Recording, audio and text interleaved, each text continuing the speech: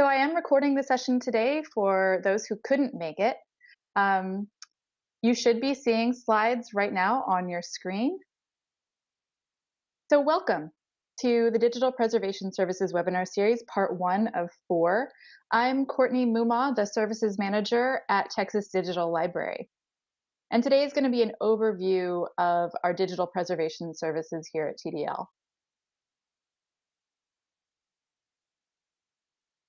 So this series, today, I'll be talking about this overview for about 20 minutes, and then we'll have some time for open Q&A afterwards. We can either allow your mics or you can use the chat to ask questions, but also know that you can follow up with me via email, and I'll provide my email address at the end if you'd rather follow up and ask questions directly that way. The next three are DuraSpace's Heather Greer-Klein talking about DuraCloud.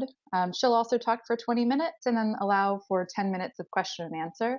And that'll be on October 6th at 3 p.m. On November 3rd at 2, the Executive Director of the Digital Preservation Network, Mary Molinaro, will speak. And finally, the last in the series will occur on November 10th at 2 p.m. as well. And that will be the UC San Diego Digital Preservation Analyst, Sybil Schaefer, and she'll be speaking about our newest digital preservation storage option, which is Chronopolis, which you'll hear a little bit about today, but she'll be able to provide a lot more detail about that, just like Mary and Heather will be able to provide more detail about DuraCloud and DPN, respectively. So, digital preservation storage is an essential part of a comprehensive digital preservation program. And our digital preservation services at TDL offer digital preservation storage technologies and also a suite of other services that I'll describe today. So we've offered lots of different technology at TDL for a while. We've offered DuraCloud at TDL, which is an instance of DuraCloud that is not associated with DuraSpace. In fact, it's the only DuraCloud instance hosted outside of the DuraSpace organization, but we do work closely with them. We also offer now Chronopolis, which I just mentioned, and the Digital Preservation Network, as well as Amazon services, which include S3 and Glacier storage. But the big question mark here is, how do all of these things work together? We want to make this clear to you, and today is part of an effort towards doing that.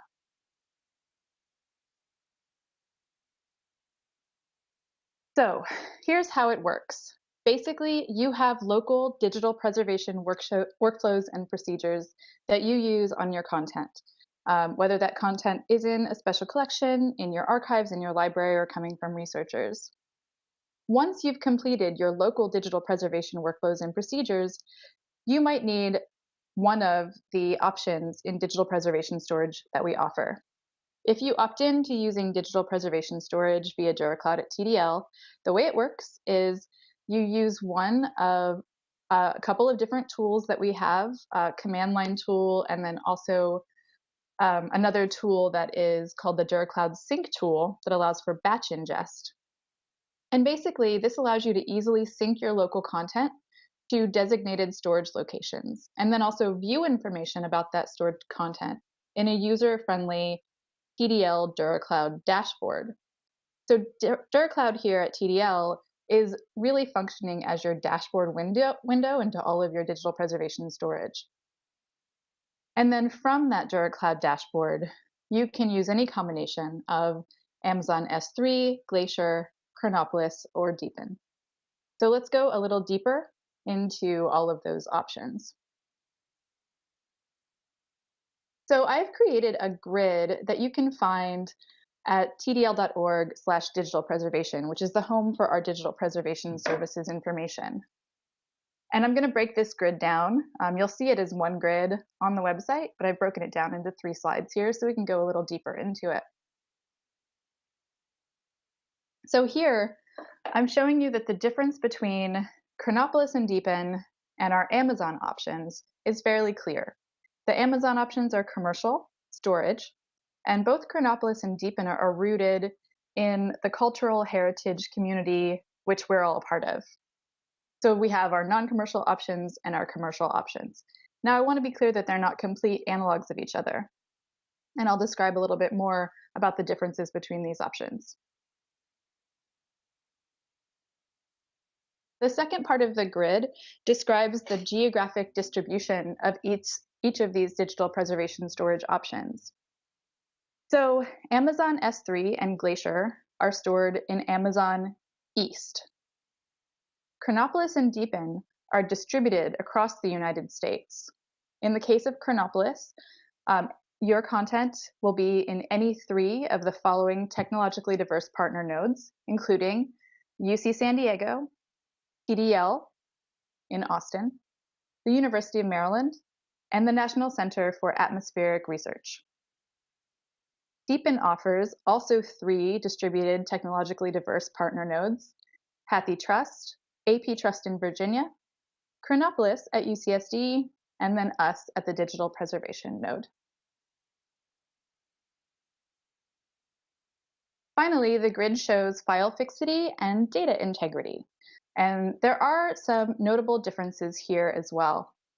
So each of these options, you'll notice, are assigned MD5 hashes on upload via the DuraCloud at TDL dashboard interface and sync tool. There are differences, though, in how those hashes are managed and other hashes that are added in order to ensure fixity and data integrity. So at Amazon, the most information that we can find out from Amazon is that they do some combination of MD5 hashes and cyclic redundancy checks, or CRCs, which is something that your computer, any computer that you have, laptop or desktop, does automatically kind of in the background. These are done with unspecified regularity. They're done on upload, and they're also done whenever content is moved around. In the case of Chronopolis, in addition to the DuraCloud at TDL MD5 hash, Chronopolis checks a SHA-256 hash every 30 days or as specified by member, but we never wait more than 6 months between checking. And in the case of DPN, the fixity checks for DPN are different depending on the node itself. So in addition to the DuraCloud at TDL MD5 hash, we can tell you for sure that the Texas preservation node at TDL creates a SHA-256 hash, which is checked at least once per year. So even more clarity. I know this is a lot, and hopefully we'll have time for questions if you need more clarity about any of this. But I wanted to break down why you might choose one service for storage over another. So which ones for what stuff? So DPN is a 20-year commitment. This is content that you're not likely to pull out unless there's some kind of a catastrophe. And it's highly valuable content to your institution and to the cultural heritage community. DPN also offers perpetual continuity in case of institutional failure. So if for whatever reason your institution can no longer commit to being the owner of that information, one of the other nodes and one of the other DPN members commits to supporting that information in perpetuity. Chronopolis is slightly different. It can offer a shorter commitment, but we can be flexible about that. So you could keep it in Chronopolis for the long term. But it might be better for things like inactive temporary storage, bulk research data, software, content that you might not need for 20 years. But it also could be content that you want to keep there for the long term. And then, of course, again, Amazon S3 and Glacier are our commercial alternatives. Amazon S3 would be closer to Chronopolis, Glacier would be closer to DPN, although I just want to be clear that they're not exact analogs.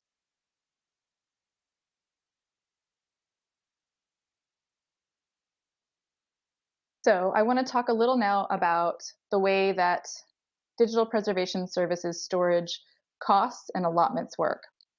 So for regular members of the Texas Digital Library, they pay their base membership fee plus $2,500 a year and a one-time setup fee for just when they start with DPS.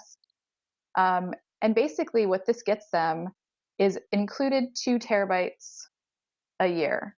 So for the first 2 terabytes of stored content, nothing will be charged, including ongoing ingress and egress fees up to that 2 terabyte limit. Additional storage is available for annual storage fees per terabyte, and I'll show those on the next slide.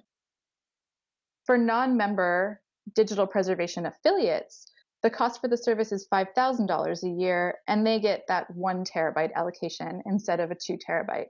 And the same is true about additional storage allocation. So these are also, I just want to point out again that these are just for Chronopolis and Amazon Web Services. DPN is slightly different than all three of these, and so I'll go into DPN in just a moment. So after the member allotment of either 2 terabytes for a regular member or 1 terabyte for an affiliate member, there are annual storage fees for that content that you're keeping in any of these three options. You'll note here that the cheapest is going to be Glacier, but that Chronopolis is significantly less than S3. You'll also note that the fee for data in or ingress is $120 per terabyte for Chronopolis and 0 cost for any of the Amazon services, but that all of the data out or egress fees are equivalent. And now I want to talk a little bit about DPN. So the biggest, most important thing here is that TDL is a DPN node and member. This means that the normal $20,000 a year membership fee of DPN is waived for all Texas Digital Library members. Regular members and digital preservation affiliate members have access to the Digital Preservation Network, which you can learn more about at dpn.org. There is no setup fee, there is no module cost, and the storage fee that you pay is one time. This means that when you pay $2,750 for 1 terabyte, this covers 20 years of storage for that content. You'll note here too that while there is not an annual storage fee and no fee for data in, there is that $120 per terabyte for any data out. But I want to reiterate that anything you put in DPN is really should be considered dark storage that you don't have to touch unless there's a catastrophe of some kind.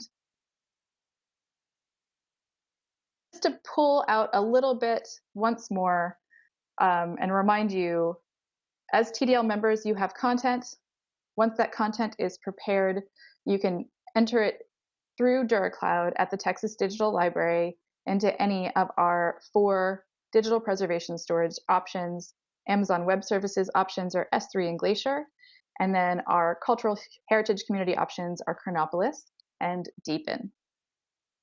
But, and this is very important, much of the work in digital preservation actually comes before storage. And this is where we've done a lot to expand our digital preservation services at TDL. So your digital preservation services membership now includes consulting with a digital preservation expert and archivist, that's me right now, on your digital preservation strategy and workflows. For a regular member, this means you get 1 full day in person, plus I can help remotely as needed. We're going to offer audit support and assistance, since this digital preservation storage is presumed to be part of a larger digital preservation program, and you might want to do either internal auditing of some kind or some more formal form of auditing. We're going to offer prime discounted access to digital preservation training and special events, and I'll describe some of those specifically soon. We're offering participation in this managed community at TDL of libraries and archives that are engaged in digital preservation within Texas, but also through engagement at the national and the international scale. And we're also offering opportunities to leverage your shared resources and programs, including sharing your workflows, sharing inventory tools, and also documentation. So I've created a space on the tdl.org website to include all of our digital preservation resources, and this space is growing. But I do want to point out here 2 things. One is there's a new template there for content inventory and prioritization. This will help you assess your content that requires different levels of preservation actions and storage. So it'll help you figure out which combination of the digital preservation storage options you might want to use. I'm also trying to collect workflows and use cases from member institutions. And the reason for this is I want to make it easier to share options for linking your local procedures, workflows, and systems to the shared services. And I also want to mitigate duplication of effort, replication of labor across the board. I've done consultations, some of you on this call might have been part of those, with about 20 of our 22 or 21 members to do something called the Texas Levels of Preservation. And what this is based on the national, sorry, I'm having computer difficulties. Give me 1 second. Yes, okay, so based on the National Digital Stewardship Alliance and DSA levels of preservation, I'm creating the Texas levels of preservation. And this is in order to see where TDL members rank, basically nationally, internationally, and in Texas as compared to each other. We want to see our position in Texas. We know that we're doing really wonderful things in Texas, but we want there to be some way to display that and some way to communicate it really well within Texas to our membership. If you're not familiar with the NDSA's levels of preservation, basically it's a framework, a guide for institutions that are managing digital material. It breaks up the many various and sometimes confusing aspects of digital preservation into 5 easily understood functional areas: storage, integrity, security, metadata, and file formats. And they're graded into 4 levels of increasing preservation security, creating a visual reference grid that can be used as a checklist. The levels are protect your data, know your data, monitor your data, and repair your data. And I really think this is going to help folks assess their current situation and also help them decide where to go next with their digital preservation programs. And then the next steps, of course, are once you assess where you are, I want to provide opportunities to expand Texas digital preservation knowledge and good practice. So the first of which that you might have heard announced recently is the Digital Preservation Management Workshop at Trinity University here in San Antonio, Texas, where I'm speaking to you from today. This will be July 22nd through 28th in 2018. It's a 5-day workshop. For TDL members, we have deeply discounted the cost of the workshop. It will be $875 for TDL members to attend for 5 days, including most of your meals, except for I think a few dinners. We've also negotiated dormitory rates for under $200 for all 5 days to stay in the dorms at Trinity University. We're very excited about this. The DPMW is presented by Nancy McGovern from MIT Libraries, as well as Kari Smith from MIT Libraries. And I've taught this class myself 5 times, and I'm about to teach it again in Providence, Rhode Island, with Nancy and Kari. It's an exciting opportunity, and we're really thrilled that we can bring it to Texas along with Trinity University. The Digital Preservation Network has also created a workflow curriculum that is now available on their website. All 6 modules of this curriculum, which is supposed to be taught in 2 days, can be downloaded on the dpn.org site under their best practices section. But I'll be teaching these alongside the Digital Preservation Network's Mary Molinaro, both in Texas, regionally, and nationally on behalf of TDL and DPN. And so you'll hear more about these when we start planning where we're going to give them, probably sometime in the new year. Additionally, we have an Archivematica camp coming to Texas. Archivematica is, of course, the open source digital preservation system. And this would account for, of course, that work that you do locally before your content goes into the digital preservation storage. So you can read more about Archivematica camps on the Archivematica wiki, and that link is here. The University of Houston has volunteered to host in the fall of 2018, and we'll have dates for you very soon. We're actually talking about it with them on Monday to find the best dates for this. This was driven as an effort of the Texas Archivematica User Group, or ATEX. If you are not familiar with that group, you're welcome to join their forum, which is just a Texas Archivematica users group to help support each other and support projects that are related to Archivematica in Texas. TDL supports this user group. I serve on the steering committee for ATEX, and we're very excited again to have this camp. Thanks again to the University of Houston for volunteering to host. So I know I've said a lot, and I've told you about a lot of ongoing projects. told you about enhancements to our digital preservation services, and tried to really break down how our digital preservation storage options can work together and work for you. But we're also making efforts at TDL to be a lot more transparent about all of our work.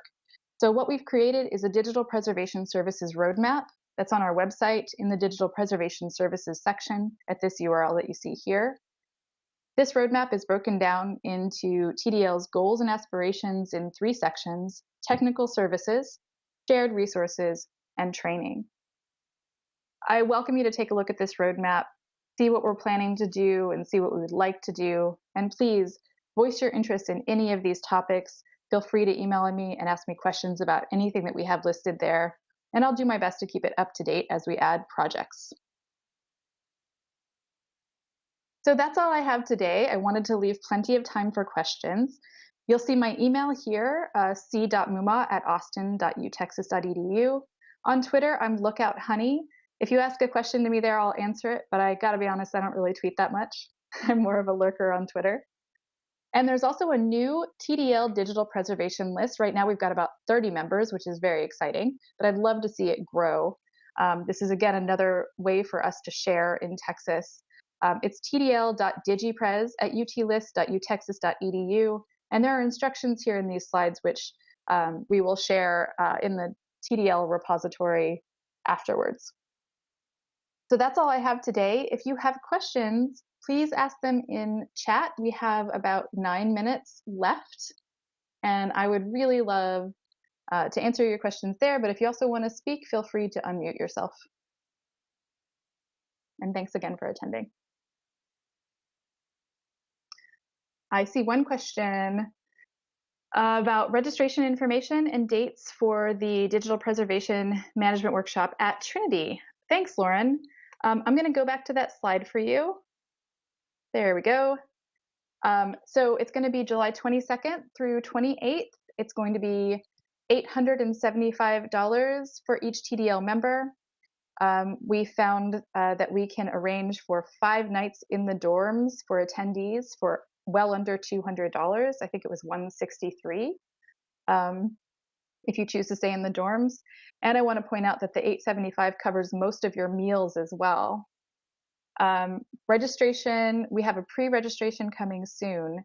So that pre-registration is basically something that Nancy and Kari like to do well ahead of time to kind of assess the kinds of attendees and how they want to shape the workshop itself.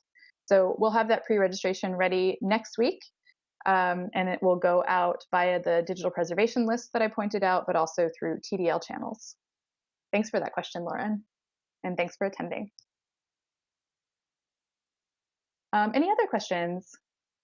I know it was a lot of information, but please know you can follow up with me anytime, and I will dig deep into any of these. You can't stop me when I get started talking about digital preservation services.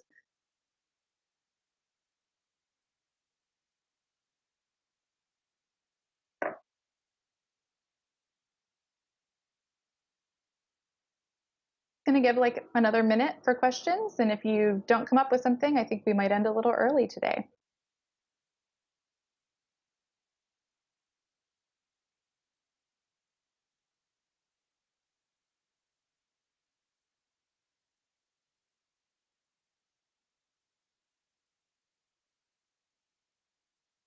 Go back to that last slide for y'all too for instructions about the DigiPres list.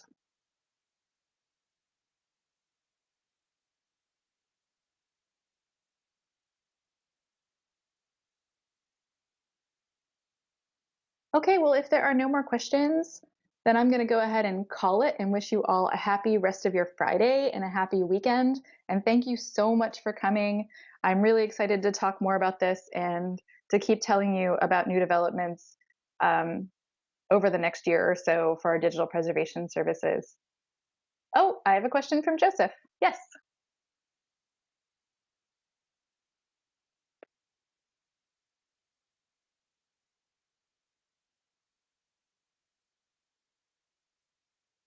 So Joseph is asking if there's any discussion on a TDL work group similar to the metadata work group that sets base standards for TDL members, or is it best everyone simply follow the NDSA?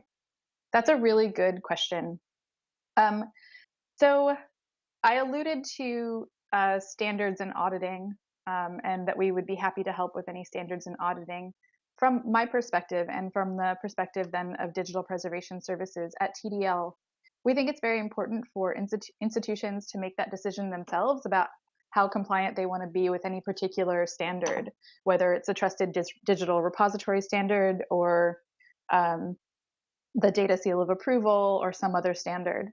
I think the NDSA list is best to use for large groups like this. It really gives a good bird's eye view of how we're doing. It can also work locally if you choose to use it. And I'm happy to help anyone who wants to work with any of those standards. I'm familiar with all of them. And I'm happy to help people figure out how they can comply either officially or do an internal audit in some way. Does that answer your question, Joseph? Great. I'll wait just a minute for any more questions. I would say, Joseph, as well, that the digital preservation list would be a really good place for that discussion. So we don't have necessarily a work group yet, but I'd be really pleased to see a discussion about standards, digital preservation standards there on the TDL DigiPres list.